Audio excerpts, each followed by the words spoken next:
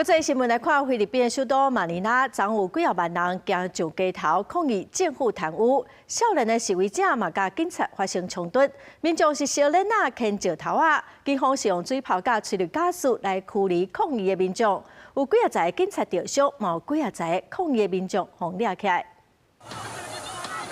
街路拢是火车顶烧甲庆祝乌烟，数百个年轻示威者甲防暴警察架铁栏杆对立，石头管啊一直偏向警方，镇暴警察也用水炮、催泪弹回击。菲律宾首都马尼拉日已爆发大规模反贪腐示威，在总统府马拉坎南宫附近，超过3万人行去街路抗议官员涉嫌腐败治水、暂停经费、收回扣。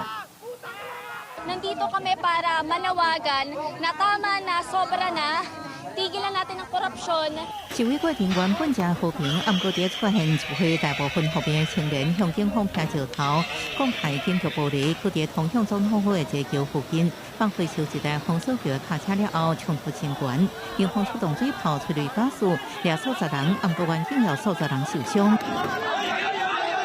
这场反贪示威多是前总统马克思宣布戒严纪念日，佮增加历史气氛。根据菲律宾财政部估算，贪腐和菲国经济伫2年之间损失20亿美金，各一环保团体甚至认为贡献接近180亿美金。The people are tired. The people are fed up,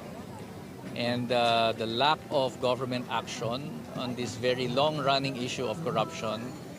requires people to go to the streets. And express their outrage in the hope of pressuring government to actually do their jobs, to do something. 有抗议民众人动办航海王机啊，话政客毋是圣人口号，情形甲印尼最近社会运动正共款。面对愈来愈厉害示威，总统小马可是表示，理解民众愤怒，暗过反对暴力升级。那政府无提出具体解决方案，恐也无法度平息年轻世代不满情绪。公司新闻陈伟仁报道。